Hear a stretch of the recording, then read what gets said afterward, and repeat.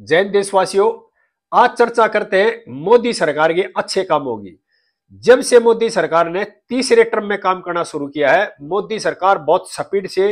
देश की जनता के लिए बहुत अच्छे अच्छे, बहुत बढ़िया बढ़िया फैसले कर रही है और इन फैसलों से देश बड़ी स्पीड से आगे बढ़ रहा है।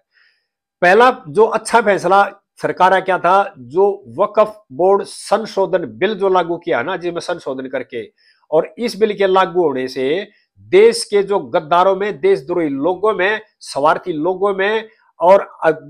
आपापो की लोगों में जो भगदड़ मची हुई है, जो डर पैदा हुआ है ना, एक सबसे अच्छा फैसला देश की जो उन्नति के लिए है ना, ये बहुत बड़ा फैसला साबित होगा आने वाले कुछ ही दिनों के बाद में।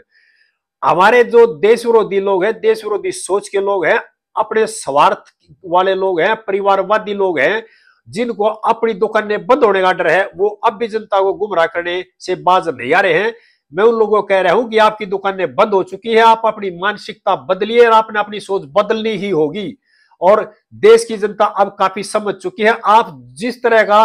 गुमराह और जिस तरह का षड्यंत्र रचते थे, देश की भोली वाली जनता को बहकाते थे और जो गलत लोगों के साथ मिलकर गलत काम करते थे, जो पाप करते थे, वे धीरे धीरे पाप आपके उजागर होने लग रहे हैं और मोदी सरकार उनको धीरे धीरे उजागर करने लग रही है और देश की जनता भी समझ रही है।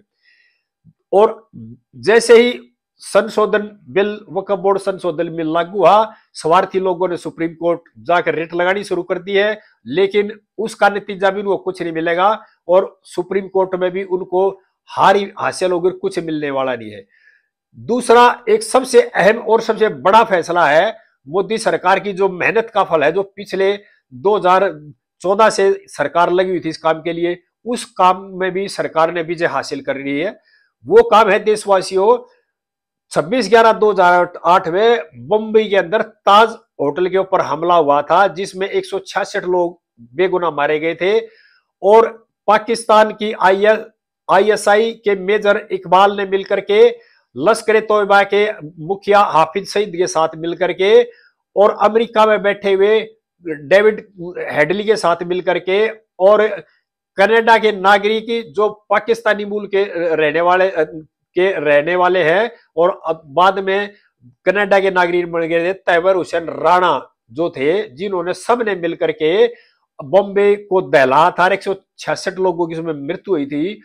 उसमें कुछ हमारे देश के गद्दार भी हम शामिल पाएंगे, क्योंकि अब हमारी सरकार ने तैवर हुसैन राणा को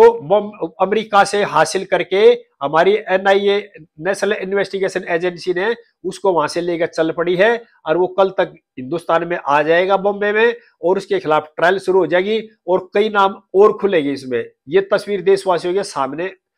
और अब रखी जाएगी कुछ देर के बाद में। कुछ देशद्रोह में, देश के अंदर बैठे हुए ना देशद्रोही लोग हैं, वो भी इसमें शामिल थे, उनका भी अब चिट्ठा देश के सामने खुल जाएगा आने वाले 10-12 दिन के अंदर अंदर ही। तो जो हमारी मोदी सरकार है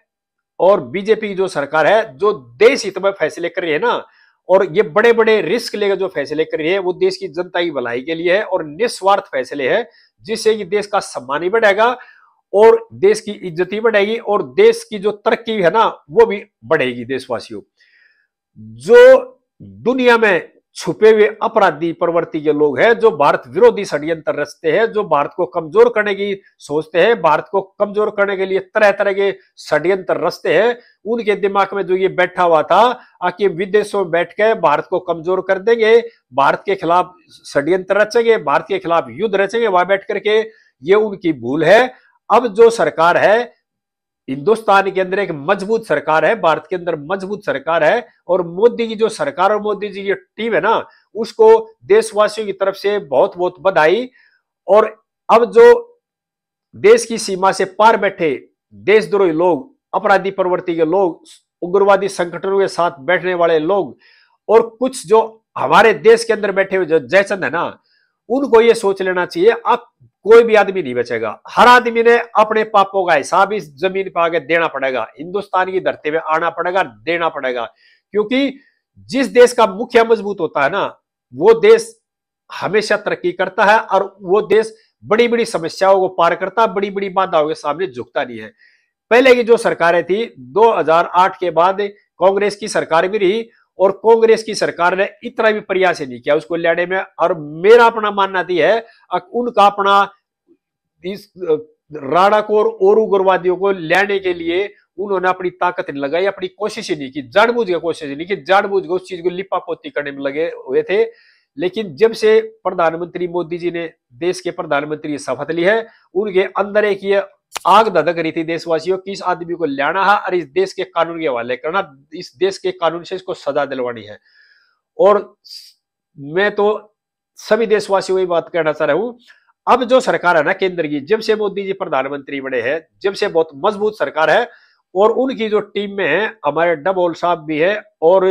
विदेश मंत्री जयशंकर जी है, और रक्षा मंत्री जी है, गृह मंत्री जी, पूरी जो टीम है ना टोटल जो लग रही है, वो बहुत मजबूती से देश हित में बगैर स्वार्थ के, उनका अपना कोई स्वार्थ नहीं है, सारे जो फैसले लेते हैं देश की जनता की भलाई के लिए, देश की भलाई के लिए लेती है। और दिन रात हमारी सरकार मेहनत कर रही है। सभी देशवासियों से, गांव में रहने वाले किसानों से, गरीबों से मेरी प्रार्थना है, अपनी सरकार के साथ तन मन धन से खड़े हुए और विपक्षी और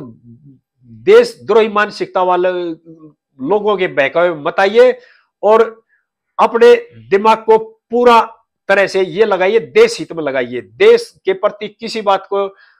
अगर कोई होती है तो उस पर गंभीरता से सोचिए और विचार करिए। और ये जो परिवारवादी नेता है, स्वार्थी नेता है, इनके स्वार्थ की दुकानें धीरे धीरे बंद हो रही है, इनकी दुकानों पे भी ताला लग रहा है। पहले जो सरकारें होती थी और जो नेता होते थे वो सारे मिलजुल के मलाई खाते थे बांट करके, उसमें संवैधानिक पदों पर बड़े बड़े लोग सभी शामिल थे तकरीबन ज्यादातर।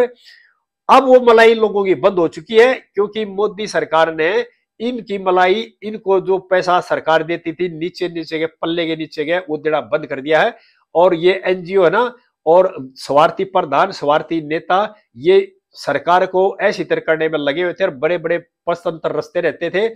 लेकिन देश की जनता अब काफी समझदार हो चुकी है, और मेरा इन लोगों से, जो स्वार्थी लोग हैं, इनसे ये कहना है, अब अपने स्वार्थ से बाज आइए और देश हित में काम करिए, देश हित में सोचिए। आगे फिर बताऊंगा देशवासियों, और मेरी फिर गुजारिश है, अपने प्रधानमंत्री का साथ दीजिए। और इस तरह के नेता, इस तरह के मनुष्य सदी में कभी कभी जन्म लेते हैं, और जितना भी लाभ देश को उठाया जाए इनसे लेना है, और हमने मिलकर के मोदी जी का साथ देना है। सभी देशवासियों को नमस्कार, मेरे चैनल को सब्सक्राइब कर लियो। जय हिंद देशवासियों।